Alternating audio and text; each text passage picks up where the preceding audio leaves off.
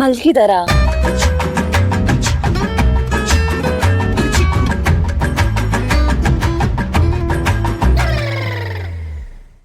ಅಪ್ಪ ಅಪ್ಪ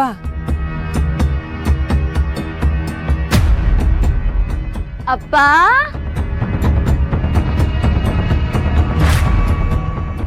ಯಾರದು ಅಪ್ಪ ಅಂತ ಕರೀತಾ ಇರೋದು?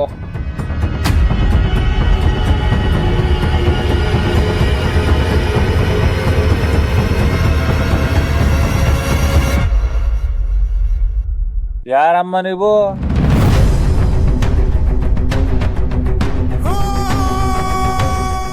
ಅಯ್ಯೋ ಏನಪ್ಪ ಹೀಗೆ ಕೇಳ್ತಾ ಇದ್ದೀರಾ? ಮತ್ತಿನ್ ಹೇಗಮ್ಮ ಕೇಳ್ಬೇಕು? 3 ಶಕ್ತಿ ದೇವತೆಗಳು ಒಟ್ಟಿಗೆ ಬಂದು ನಿಂತಿರೋ ಹಾಗೆ ಕಾಣಿಸ್ತಾ ಇದ್ದೀರಾ. ಅಪ್ಪ, ನಾನು ನಂದಿನಿ, ಇವರು ರೇಣುಕಾ ಅಕ್ಕ, ಅವರು ಈಶ್ವರಿ ಅಕ್ಕ. ನೀವು ನಮ್ಮ 3 ಜನರ ಮದ್ವೆಗೆ ಬಂದಿದ್ದೀರಾ, ನಕ್ಕ ಅಲ್ವಾ? ಓ, ಆ 3 ಮದುವೆನ? ನಮ್ಮ ಅಕ್ಕನ್ ಸ್ವತೇಂದ್ರ ನೀವು?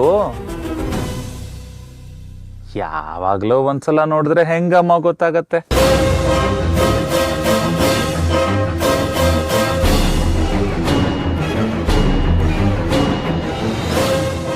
ಸರಿ, ಎಲ್ಲಿಗೆ ಯಾಕಮ್ಮ ಬರಕ್ ಹೋದ್ರಿ? ಅಪ್ಪ, ಇವತ್ತು ಮನೆಯಲ್ಲಿ ಮದುವೆ ಇದೆ. ನಿಮ್ಮ ಮನೇಲಿ ಅಂತ ಹೇಳಿ. ಹಾಂ ಅಪ್ಪ, ಅದೇ ಆ ಮದುವೆಗೆ ನೀವು ಬರಬೇಕು ಅನ್ನೋದು ನಮ್ಮೆಲ್ಲರ ಆಸೆ ಅಪ್ಪ.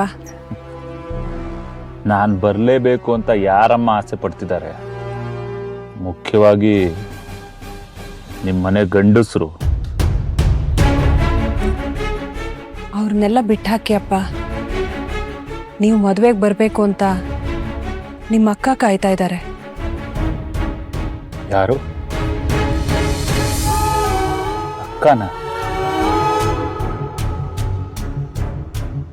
ರಕ್ತ ಹಂಚ್ಕೊಂಡು ಹುಟ್ಟಿದೀವಿ ಅಲ್ವಾ,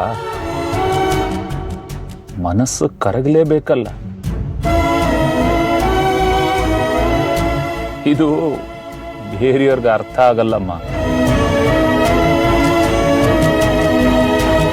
ಆದ್ರೂ ನಾನು ಬರಲ್ಲಮ್ಮ.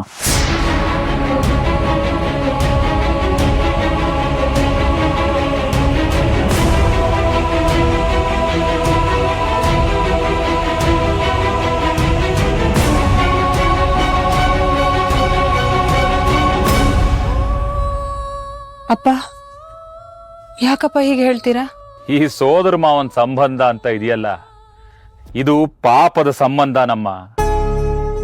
ದುಡ್ಡಿದ್ರೆ ತಲೆ ಮೇಲೆ ಹೊತ್ಕೊಂಡು ಮೆರೀತಾರೆ, ಇಲ್ಲ ಅಂದ್ರೆ ಕಾಲ್ ಕೆಳಗೆ ಹಾಕೊಂಡು ತುಳಿತಾರೆ. ಮನೇಲಿ ಏನಾದ್ರೂ ವಿಶೇಷ ಅಂದ್ರೆ ಶಾಸ್ತ್ರ ಸಂಪ್ರದಾಯ ಅಂತ ಬಲವಂತವಾಗಿ ನಮ್ಮನ್ನ ಬಳಸ್ಕೋತಾರೆ.